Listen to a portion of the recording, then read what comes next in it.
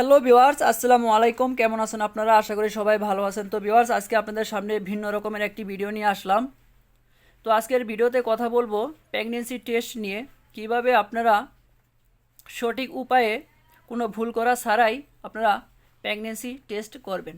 তো ভিউয়ার্স, আপনারা আমার সামনে দেখতে পাচ্ছেন গেট শিওর নামের একটি প্রেগনেন্সি কিট, যেটি আরএফএল কোম্পানির। আর পাশেই হচ্ছে ইউরিন রাখা আছে, অর্থাৎ আমার এক পেশেন্টের তার 1.5 মাস ধরে তার পিরিয়ড বন্ধ। তাকে আমি অ্যাডভাইস করলাম যে তার প্রেগনেন্সি টেস্ট করার জন্য, সেজন্য সে তার ইউরিন আমাকে দিয়ে গেছে।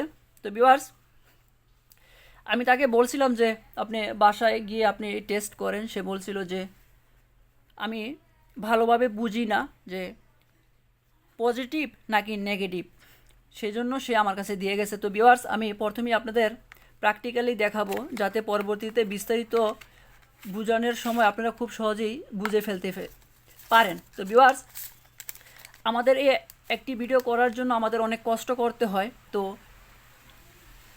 এই ভিডিওটি করার আগে আমি আরও একটি ভিডিও করেছি, দেখেন আমি এর আগেই টেস্ট করে ফেলেছিলাম, কিন্তু আমার এই ভিডিওটি ভালো না হওয়ার কারণে আমি আবার নতুন করে অন্য একটি নতুন কিট দিয়ে পরীক্ষাটি করতে হলো। তো ভিউয়ার্স, আমার প্রথম পরীক্ষা দেখেন নেগেটিভ আসছে। তো আমি আপনাদেরকে এই নতুন আরেকটি কিট দিয়ে প্র্যাকটিক্যালি দেখাই, আপনারা খুব সহজেই বুঝতে পারবেন। তো ভিউয়ার্স, এরকম ভিতরে কাটার পরে 3টি জিনিস পাবেন। সেটা হচ্ছে একটি ক্যাসেট পাবেন, একটি সিলিকা জেল পাবেন, যেটি এই ক্যাসেটটিকে প্রোটেকশন দেয় এটা নষ্ট না হওয়ার জন্য, আর সাথে একটি ড্রপার দেওয়া থাকে। তো ভিউয়ার্স, আপনারা প্রথমে যেটি করবেন সেটা হচ্ছে, দেখেন একটি ক্যাসেটের 2টা অংশ, একটা হচ্ছে ছোটো অংশ, একটা হচ্ছে বড় অংশ। আপনারা অবশ্যই ছোটো অংশে ইউরিনটি দিবেন, বড় অংশে দিবেন না। অনেকে হচ্ছে বড় অংশে ইউরিন দেওয়ার কারণে সঠিক রেজাল্ট পায় না, অর্থাৎ বড় অংশে যদি কেউ ইউরিন দেয় সাথে সাথে এই ক্যাসেটটি নষ্ট হয়ে যাবে। তো আপনারা দেখতে পাচ্ছেন আমি এখন এটার ভিতরে 2 ফুটা ইউরিন দিব। তো ভিউয়ার্স, আপনারা খেয়াল করুন, 1 ফুটা 2 ফুটা। ভিউয়ার্স, আমি 2 ফুটা ইউরিন দিয়ে দিলাম। এখন আমরা কতক্ষণ অপেক্ষা করব? আমরা হচ্ছে 3 মিনিট অপেক্ষা করব। অনেকেই হচ্ছে 3 মিনিট অপেক্ষা করার পরেও অনেকে বলতে পারে যে সঠিক মতো দাগ আসে নাই। আমি বলবো যে যদি 3 মিনিটে যদি দাগ না আসে, তাহলে আপনি সর্বোচ্চ 10 মিনিট অপেক্ষা করবেন। যদি 10 মিনিট পরেও যদি দাগ না আসে, তাহলে আপনি বুঝবেন যে আপনার এই ক্যাসেটটি নষ্ট। তো ভিউয়ার্স, আপনারা দেখতে পাচ্ছেন অলরেডি কয়েক সেকেন্ডের ভিতরেই, অর্থাৎ এখনও 1 মিনিট হয় নাই, তার আগেই দাগ চলে আসছে। তো ভিউয়ার্স, এখন আপনি কিভাবে এই রেজাল্টটা বুঝবেন? আপনি সহজভাবে বোঝার চেষ্টা করেন। আমাদের এইখানে 2টা অপশন দেওয়া আছে ভিউয়ার্স, আপনারা স্ক্রিনে একটু ভালোভাবে দেখেন।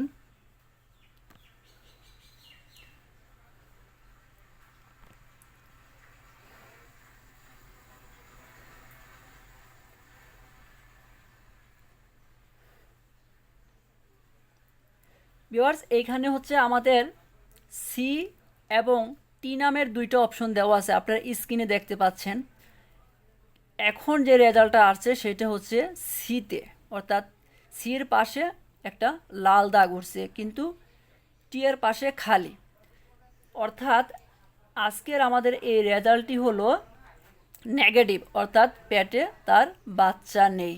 তো ভিউয়ার্স, যদি 2 দাগ আসতো, অর্থাৎ সি এবং টি, অর্থাৎ 2টার পাশে যদি 2টা লাল দাগ আসতো, তাহলে আপনি বুঝতেন যে আপনার যেই ভ্রূণের এই পরীক্ষাটি করা হয়েছে, অর্থাৎ তার পেটে বাবু চলে আসছে। কিন্তু এখন নেগেটিভ, অর্থাৎ যে ভ্রূণটার এই ইউরিন, সেই ভ্রূণটার পেটে বাবু আসে নাই। তো ভিউয়ার্স, আর আপনি কখন বুঝবেন যে এই ক্যাসেটটি নষ্ট, অর্থাৎ সঠিক রেজাল্ট না? যদি এই সি এর পাশে লাল দাগটি না উঠে, যদি টি এর পাশে লাল দাগটি উঠতো, তাহলে আমি বুঝতাম অথবা ধরে নিতাম যে এই ক্যাসেটটি নষ্ট। তো ভিউয়ার্স, এখন সবচেয়ে কমন একটি প্রশ্নের উত্তর দিব, সেটি হলো